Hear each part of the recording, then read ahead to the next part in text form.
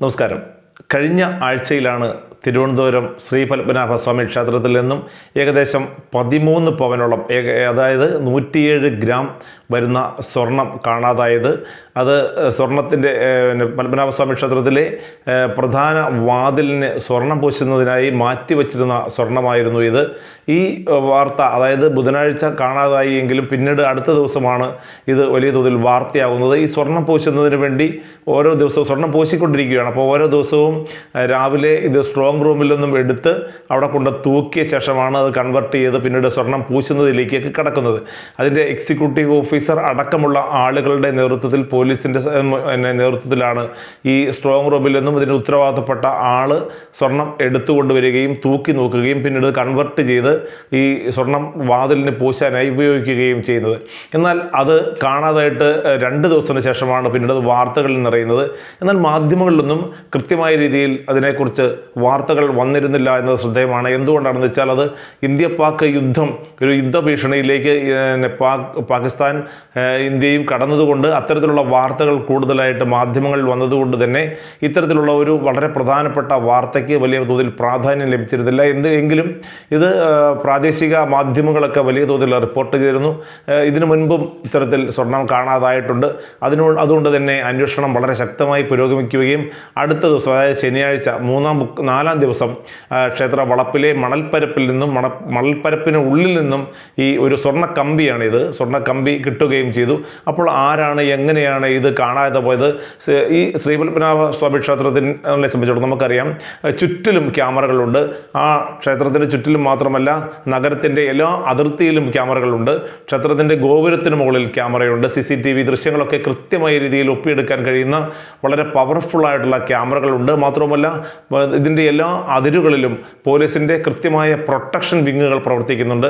എന്നിട്ടും ഈ സ്ട്രോങ് റൂമിൽ നിന്നും ഇത് തൂക്കുന്ന സ്ഥലത്തേക്ക്, അതായത് 10, 100, 150 മീറ്റർ മാത്രമേ ഇത് തമ്മിലുള്ളൂ, സ്ട്രോങ് റൂമും ഈ തൂക്കുന്ന സ്ഥലവുമായിട്ട്. അവിടേക്ക് വരുമ്പോൾ നമുക്ക് കൃത്യമായിട്ടും പോലീസിൻ്റെ കൃത്യമായ രീതിയിലുള്ള ഇടപെടൽ ഉണ്ടാകും, പോലീസിൻ്റെ സെക്യൂരിറ്റി ഉണ്ടാകും, വേറെ ക്ഷേത്രത്തിൻ്റെ സെക്യൂരിറ്റി വിങ് ഉണ്ടാകും.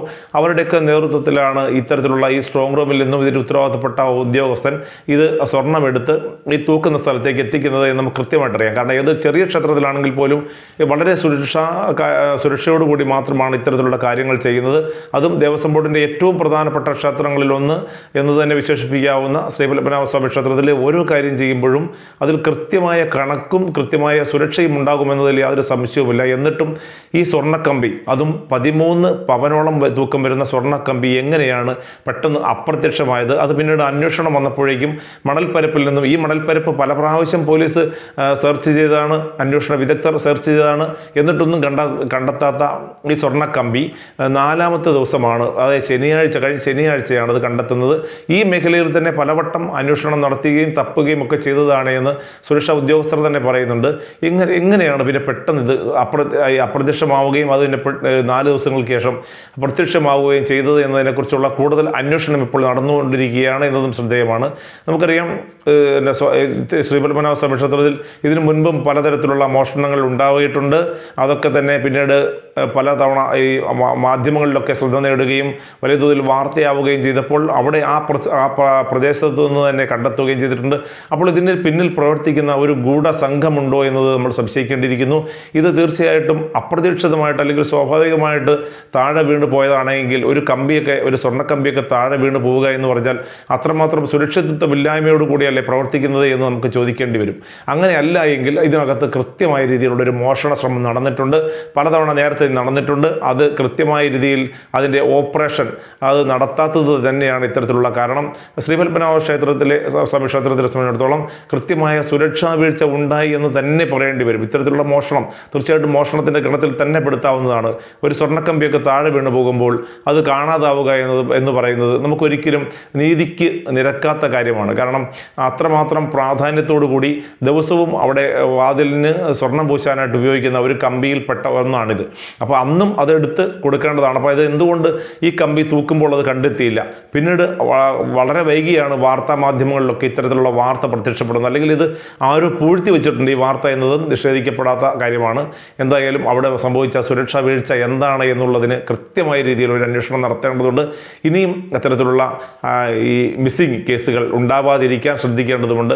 ഇത്തരത്തിലുള്ള മിസ്സിംഗ് കേസുകൾ അടിക്കടി ഉണ്ടാകുമ്പോഴാണ് ജനങ്ങൾക്ക് തന്നെ ഒരു തരത്തിലുള്ള സംശയം ഇക്കാര്യത്തിൽ ഉണ്ടാകുന്നത്.